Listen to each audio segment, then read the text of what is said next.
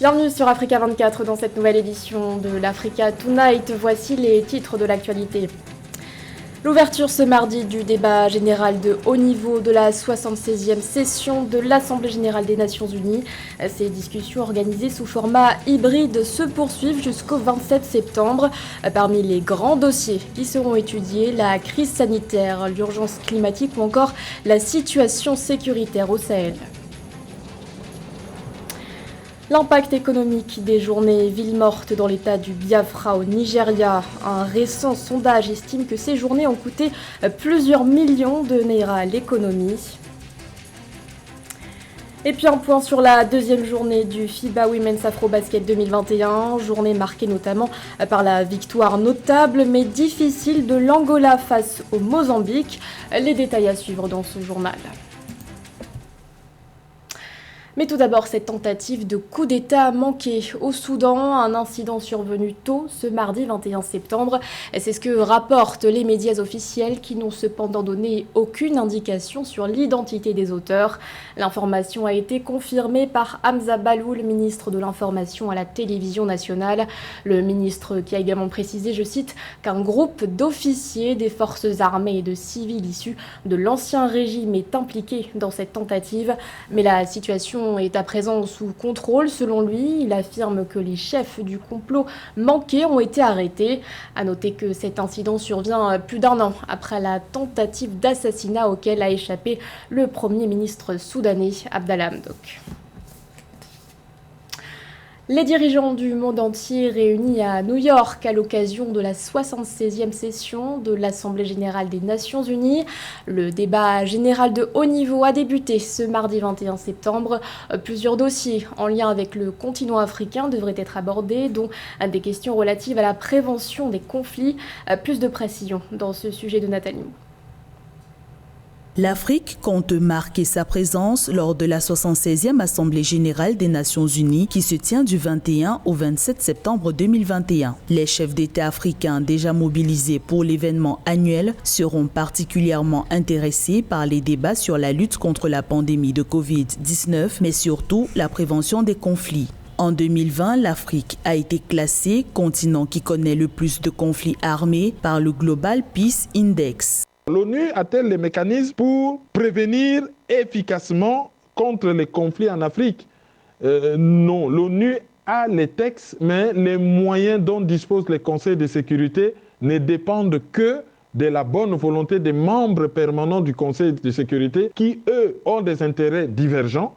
Les Nations Unies veulent définir un véritable cadre multilatéral pour les 193 États membres. Un cadre qui va asseoir l'inclusion dans la prise de décision au sein de l'organisation mondiale. Point crucial de cette vision, la réforme du Conseil de sécurité de l'ONU avec un élargissement de la représentation des pays en développement, d'Afrique notamment. L'Afrique étant un continent de plus d'1 milliard d'habitants, un continent qui fournit des richesses minières incommensurables à l'humanité, au-delà de richesses minières, une richesse culturelle assez énorme, qu'un tel continent ne puisse pas avoir voix au chapitre est une injustice qui non seulement doit être réparée, mais avec un siège, 1 ou 2 sièges de membres permanents des Nations Unies, ce qui implique une réforme de la Charte et du Conseil de sécurité, l'Afrique aura son mot à dire, l'Afrique ne sera pas là que pour subir. La 76e Assemblée générale de l'ONU sera également le lieu du développement de la coopération entre les Nations Unies et les organisations régionales et sous-régionales. L'ONU veut également faire peau neuve. Il sera question lors de ces assises de sa revitalisation. Une nécessité face aux défis multiformes auxquels fait face l'ONU sur les plans sécuritaires, politiques, sanitaires, entre autres. Chaque lundi, les activités commerciales sont paralysées dans l'état du Biafra au Nigeria. Ces journées villes mortes opérées depuis le mois d'août dernier découlent de l'appel lancé par le mouvement des peuples indigènes du Biafra en signe de protestation. Ils dénoncent la détention de leur leader Nnamdi Kanu, arrêté en juin dernier. Mais ces journées ont des conséquences significatives sur l'économie nationale. Roberto Bogbe. L'objectif de ces journées villes mortes est de dénoncer la détention de leur leader, Nnamdi Kanu. Interrogé par le cabinet de recherche SBM Intelligence, première plateforme de renseignement géopolitique au Nigeria, 1 millier de personnes dans les 5 États du Sud-Est disent soutenir cet appel à rester à la maison. Mais vu le contexte, ils n'ont pas vraiment le choix. Pour cet expert, c'est une stratégie classique du mouvement séparatiste du Biafra. Le mouvement IPOB a déjà recouru à cette stratégie par le passé, notamment lors de commémorations de l'indépendance du Biafra le 30 mai. Le mouvement séparatiste organise également des opérations villes mortes le jour de l'indépendance du Nigeria le 1er octobre. Pour l'arrestation de Nnamdi Kanu, c'est la même stratégie qui est revenue. Sur place, les autorités craignent que les journées villes mortes finissent par dégénérer. Sont redoutés la radicalisation avec une incitation à descendre dans les rues pour les manifestations de grande ampleur. Il pourrait s'en suivre une répression gouvernementale. À l'approche de quelques événements significatifs, le risque d'escalade est réel. Mais déjà, la perte de plusieurs millions de naira est un handicap pour l'économie.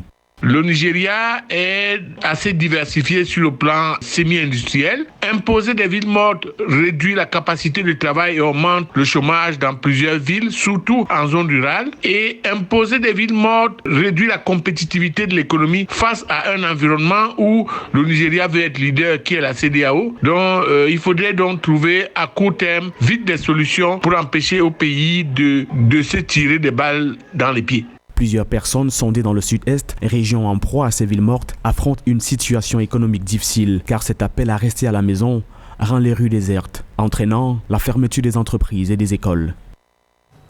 Dans le reste de l'actualité, c'est un événement consacré à l'entrepreneuriat africain. L'espace congrès Les Esselières de Villejuif en France accueillera du 25 au 26 septembre la première édition du salon Business Africa. Initialement prévu en octobre 2020, l'événement a dû être reporté en raison de la crise sanitaire. Conférences, ateliers ou encore défilés seront notamment au programme. Le salon Business Africa est aussi l'occasion pour un bon nombre d'exposants de mettre en lumière leur savoir-faire. Et pour en parler, nous recevons sur notre plateau Mutombo Régis Katalaï, fondateur du salon Business Africa. Bonsoir monsieur, merci d'avoir accepté notre invitation. J-4 avant l'ouverture du salon. Créativité, innovation et détermination semblent être en quelque sorte les lignes directrices de cet événement. Comment est né ce projet et quelles sont vos attentes pour cette première édition ? Alors, ce projet est né d'une petite frustration de voir des entrepreneurs en manque de visibilité, des entrepreneurs qui ont des problèmes de communication et donc des entrepreneurs africains qui malheureusement sont un petit peu obscurcis à l'échelle nationale mais aussi internationale. On a voulu fournir une solution pour ces entrepreneurs pour qu'ils puissent exposer leurs produits et leurs services. Donc on a décidé de créer le Salon des entrepreneurs africains. Alors, ça peut paraître anodin, mais c'est la première édition, ça veut dire que ça n'a jamais été fait en France, sachant que la France est quand même le pays qui contient la plus grande diaspora africaine d'Europe. Et c'est le premier salon des entrepreneurs africains qui réunit autant d'entrepreneurs, on en aura plus d'une centaine. Et on attend près de 10 000 personnes sur cet événement, ce qui veut dire aussi qu'il y avait une véritable attente à ce niveau-là. Alors, vous parlez d'un événement en quelque sorte inédit, mais il y a déjà d'autres salons qui existent et qui sont dédiés à l'entrepreneuriat africain. Qu'est-ce qui vous différencie des autres ? Alors, on veut clairement cibler la jeunesse africaine. Parce que oui, il y a certains salons qui réunissent des chefs d'entreprise africains, mais très peu d'entrepreneurs et de start-up africaines. Aujourd'hui, on a une jeunesse et une génération qui ne veut plus attendre qu'on lui donne quoi que ce soit, donc elle crée. On a beaucoup plus d'entrepreneurs aujourd'hui dans la jeunesse africaine qu'on en avait parmi nos parents et d'autres. Aujourd'hui, il faut véritablement mettre en avant et mettre en lumière ces talents africains et c'est ce que nous tentons de faire avec le salon Business Africa. Mais est-ce qu'aujourd'hui la jeunesse africaine n'est pas trop réfractaire à se lancer dans le milieu de l'entrepreneuriat compte tenu du Covid ? Non, elle est même avant le Covid et surtout après. On est une génération de personnes, de jeunes Africains qui comprenons qu'il va falloir créer des solutions plutôt que d'attendre des solutions des autres. Et c'est ce que nous sommes en train de faire. C'est ce que nous faisons nous-mêmes en tant qu'organisateurs du salon, mais c'est ce qu'a fait la jeunesse africaine depuis un bon moment. Aujourd'hui, l'entrepreneuriat favoriser peut-être même au salariat pour beaucoup de nos sociétés africaines en Afrique, mais aussi dans la diaspora. Donc nous, ce qu'on fait, c'est qu'on veut avoir une sorte de pont entre les entrepreneurs de la diaspora et les entrepreneurs locaux. C'est pour ça qu'on crée Business Africa d'abord dans la diaspora et dans quelques mois, on sera aussi en Afrique. Alors, plusieurs secteurs d'activité seront mis en avant dans ce salon. Il y a notamment des conférences centrées sur le digital, la mode ou encore les médias. Est-ce que la crise sanitaire vous a-t-elle contraint à repenser votre programme et ses enjeux, compte tenu des répercussions économiques ? Alors, tout le monde doit repenser son programme. Tout le monde. Et la crise économique nous donne encore un peu, peut-être plus de détermination par rapport au fait qu'on doit se débrouiller nous-mêmes et que la jeunesse africaine doit prendre ses responsabilités et compter sur elle-même. C'est vraiment ce que ça a fait, à part nous donner plus de détermination, ça n'a pas changé grand-chose. Alors, une petite réaction à présent sur un chiffre. En 2018, le cabinet Roland Berger publiait une étude selon laquelle le continent africain compte le taux le plus élevé de femmes entrepreneurs, soit 24% contre 9% au Moyen-Orient ou 6% en Europe et Asie centrale. Est-ce que ces statistiques ont évolué ? Alors moi qui suis issu de la diaspora, je ne pourrais pas forcément répondre. Par contre, l'engouement qu'il y a dans la jeunesse africaine par rapport à l'entrepreneuriat, on voit qu'il est grandissant. Alors il est grandissant aussi par l'évolution d'Internet et des nouvelles technologies qui permettent d'avoir accès un petit peu plus facilement aux connaissances et aux ressources dont n'avait pas accès l'ancienne génération. Donc il est possible que ce soit vrai, notamment pour les femmes sur ce salon. Nous avons beaucoup de femmes qui sont représentées en tant qu'entrepreneurs, ça veut dire aussi beaucoup.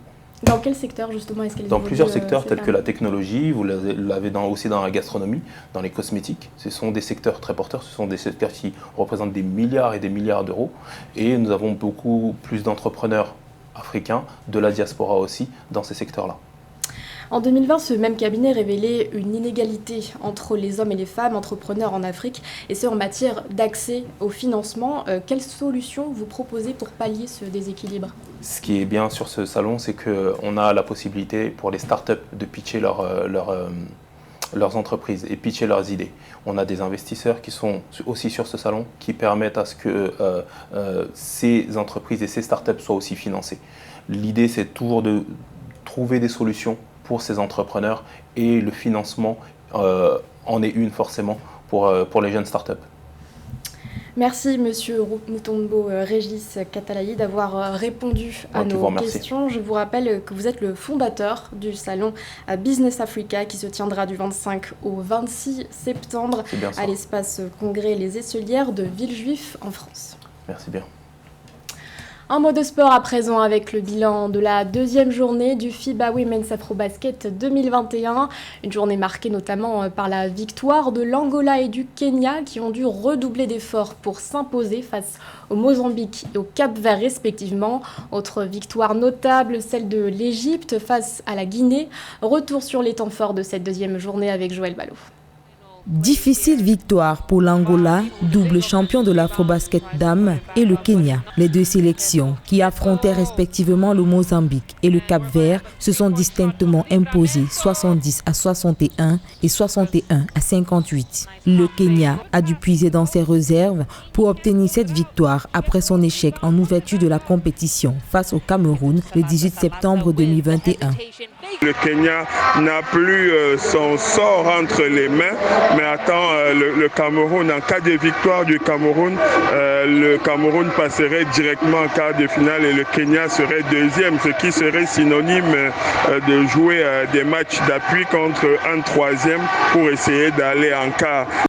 Vainqueur des éditions 2011 et 2013, l'Angola, qui a dû courir derrière le score, a pourtant pris les devants en première mi-temps, menant 39 à 28. Un avantage maintenu jusqu'au troisième quart-temps avant de baisser la garde dans les dernières minutes et subir la pression du Mozambique pour finalement s'imposer 70 à 61. Le basketball local mozambicain est très bon et avec les Angolais, les équipes se connaissent bien et ça donne toujours lieu à des affrontements compliqués.